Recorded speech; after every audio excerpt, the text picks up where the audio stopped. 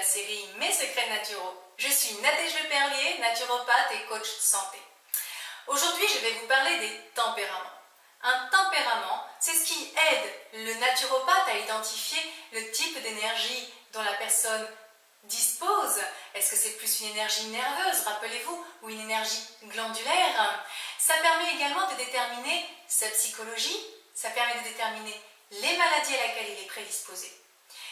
D'une manière générale, on dit en naturopathie que l'énergie précède la matière. C'est-à-dire qu'en fonction du type d'énergie que vous avez, votre matière, votre corps va se modeler.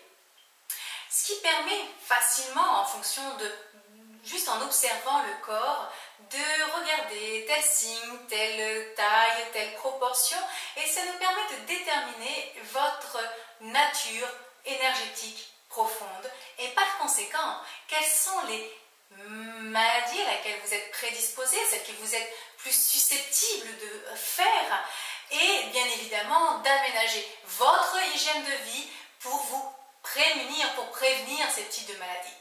Ça ne veut pas dire que vous ne les ferez jamais, ça ne veut pas dire que vous les ferez absolument. Ça veut dire qu'en ayant connaissance de ces prédispositions, vous allez mettre en œuvre, sans avoir peur de cela, mais simplement pour rester en bonne santé, pour faire de la santé, eh bien, adapter votre quotidien. Il existe en naturopathie des tas de grilles, de tempéraments pour pouvoir classifier. Vous imaginez bien qu'il y a tellement de composantes de l'être humain, comme je vous disais, que l'individualisme, eh bien, nous sommes tous uniques, qu'il est difficile de trouver une seule grille qui va permettre de couvrir l'ensemble des caractéristiques de l'être humain. Mais il faut bien commencer par quelque chose. Alors, ça permet, en ayant ces grilles, je dirais, d'avoir des grandes généralités pour pouvoir orienter ces conseils. En naturopathie, il y a la classification hippocratique, et puis cette classification a évolué vers une classification plus récente, la classification naturopathique.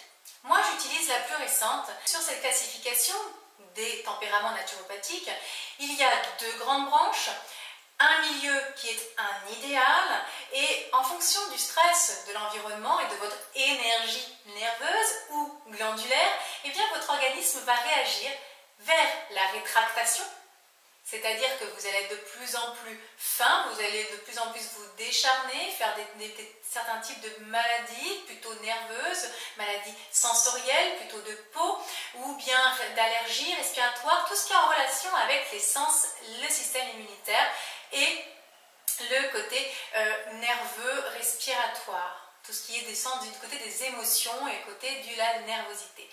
A l'inverse, si vous avez une énergie plutôt glandulaire, métabolique, et bien là vous allez plutôt, en fonction du stress que vous allez rencontrer, et bien aller vers la branche des dilatés, c'est-à-dire votre organisme va avoir tendance à s'enrober, à s'élargir, à s'empâter pour aller vers l'obésité au bout de la chaîne de la dilatation. Déjà, la nature de votre énergie ou les formes que vous présentez va nous permettre en tant que naturopathe de savoir à quelle branche vous appartenez.